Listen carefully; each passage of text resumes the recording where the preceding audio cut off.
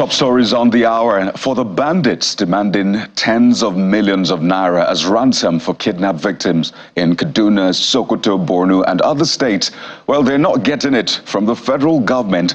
And that's according to the Minister of Information and National Orientation, Mr. Muhammad Idris, who restated the government's stance that it will not pay a dime for the rescue of the victims.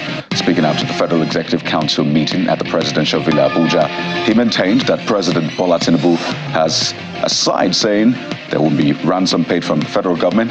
He's also reiterated his directive to the military to ensure that the victims are rescued and brought back safely to their homes. We are seeing some kind of movement by the more the security agencies are also hitting these targets. The targets of criminals, the more they are pushed to also getting some soft targets. But government is not taking any excuses. The president has directed that security agencies must, as a matter of urgency, ensure that these children and all those who have been kidnapped are brought back in safety, and government is not paying anybody any dime, and the government is optimistic that these children and other people that are abducted will be brought back to their families in safety. And on the distribution of grains across the country by the federal government, the Minister of Agriculture, who was also at the FEC briefing, gives this update. We'll take a listen. We're distributing to state capitals in the first instance now. As you all are aware, the risks involved in vandalization of foodstuff in transit. So we're working assiduously with the Office of the National Security Advisor and the DSS and the police. And as I can assure you, we have started distributing, especially in the northwest, with northwestern states. We're distributing out of 7 points. Now back to security. The Sokoto State Police Command says that the terrorists who abducted 15 Amajiri children and a woman at Kidnappers village have contacted the teacher of a Sangaya school where the children were abducted. Although the police confirmed that ransom was demanded, no specific amount was mentioned. However, a source in the community informed our correspondents that the terrorists demanded 20 million naira as ransom for the release of the victims. They were kidnapped in the early hours of Saturday when terrorists raided Kidnappers village in Gada local government area. Well, staying in the region, medical charity Médecins Sans Frontières, that's MSF, also known as Doctors Without Borders, has raised the alarm over what it describes as the dire humanitarian situation unfolding in Nigeria's northwest geopolitical zone. The organization in a statement highlights the devastating impact of armed conflict on communities, resulting in catastrophic levels of malnutrition and escalating crisis. According to MSF's head of mission, Ahmed Bilal, over 854 children lost their lives in its facilities across Zamfara, Sokoto and Katsina last year. That's due to malnutrition exacerbated by armed conflict, which also severely limits access to healthcare services as it stresses the urgent need for a coordinated response. In his words, the lack of recognition of the crisis is having a severe impact on the health and humanitarian needs of the population and delaying the response, which is desperately needed. The MSF's report underscores the urgent need for international attention and support to address the worsening humanitarian crisis in Nigeria's northwest, where countless lives hang in the balance amid escalating violence and widespread suffering. Well, to some sharing news, no fewer than 40 kidnapped victims have been rescued from kidnappers in Gondom Maliki Mountain, which is located in your local government area of Taraba State. Well, the rescue is sequel to a joint effort between the police, professional hunters, and vigilante groups. It is the result of this that has led to the rescue of victims that you are seeing up there. Kidnapped victims that have spent various times or weeks in captivity. Meanwhile, the army says troops of Operation Hadarindaji have neutralized bandits and rescued 10 kidnapped victims around Safe town, that's in Safe local government area of Zamfara state. A statement released by Information Officer of Operation Hadarindaji, Lieutenant Suleiman Omali, explains that the troops were responding to a distress call yesterday night and engaged the bandits in a fierce gun battle, ultimately forcing them to flee with gunshot wounds. Yesterday, meaning that was on Tuesday. According to the statement, the troops' action led to the successful rescue of 10 kidnapped individuals who have been safely reunited with their families.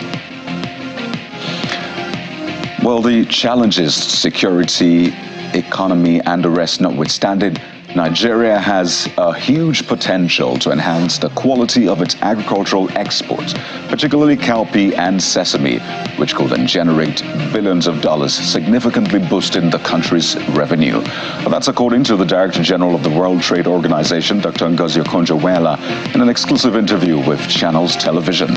Same for Africa, whose share of global trade has remained stagnant at approximately 3% or even less, but there are opportunities for improvement, she says.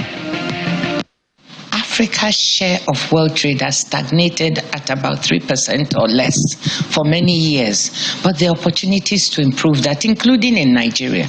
Let me start with Nigeria. Nigeria does have many opportunities to diversify its economy and its revenue source. And we were here from the WTO because there's an opportunity to help the country increase its exports of agricultural products. And the Honorable Minister of Industry, Trade and Investment asked for help. How can we improve the quality of agricultural products like cowpeas and sesame seeds, where we stand to gain not millions but billions of dollars if we can meet the quality and certification standards being demanded by those who import from us. So the WTO has the ability with small amounts of money. We are not a financing agency, but we have small amounts, 1 million, 2 million, 3 million, and they can leverage billions, because with that we build the capacity of extension workers, of farmers, of agribusiness people. What amount of pesticides do you use? How do you make sure that you meet sanitary and phytosanitary standards so that the people you're selling to, they have certain standards, you meet them? We are able to do that training, and then you see that people are able to sell more and farmers can triple their income. We worked with shea butter producers in Oyo State, and the women were so excited when I met them 2 years ago, telling me how they tripled their income from being able to sell to the EU, to South Africa, to US, where they were not able to. Some of them are still struggling. We are still trying to work with them. The same now with sesame seed and cowpea. So that's one. I'm just giving you one example. Well, that's the WTO DG, Dr. Ngozi Okonjo-Iweala. More business now. 10 years after his retirement as Access Bank CEO, Mr. Igboje Agimokwede makes a return to the organization, which is now a holdings company, but this time as its non-executive chairman. According to a statement signed by the company secretary, Sunday Kochi, the invitation of Mr. Agimokwede is in response to the untimely passing of the immediate past group chief executive officer, Dr. Herbert Wigwe, and it follows extensive consultations with key stakeholders. He replaces Mr. Abubakar Jimo, the erstwhile chairman of the Holdco, who remains on the board as an independent non-executive director. Commented on his appointment, Mr. Agimokwede says, "I am thrilled to be back in active service to the Access Group ecosystem.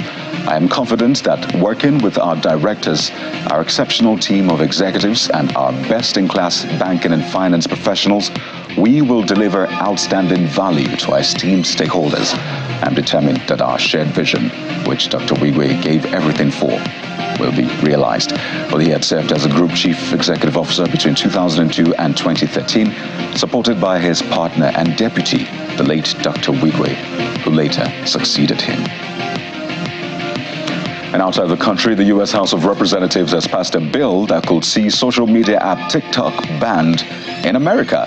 Well, the bill would require the Chinese tech giant ByteDance to sell its stake in the app within 6 months or face a ban from U.S. app stores and web hosting platforms. But it follows previous efforts by American authorities to limit access to the app, citing national security risks. Well, if the bill does manage to secure approval in the Senate, and President Joe Biden has promised to sign it as soon as it lands on his desk, which could prompt a diplomatic spat with China. Well, TikTok is owned by Chinese company ByteDance, which was founded in 2012.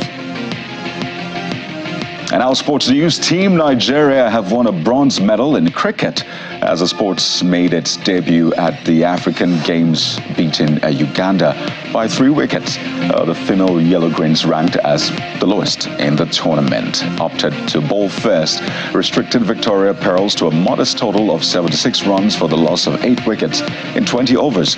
Well, Nigeria required 7 runs from 6 deliveries to seal a historic win with 3 wickets to spare. But Lucky Piety dispersed the first 2 balls for back-to-back boundaries, sending the Nigeria dugout into euphoria and the Uganda bench to utter shock and disbelief. Well, better believe that Nigeria is doing great things, not just in football and the rest, but as you can see, in cricket. Well, those are the top stories for you this morning.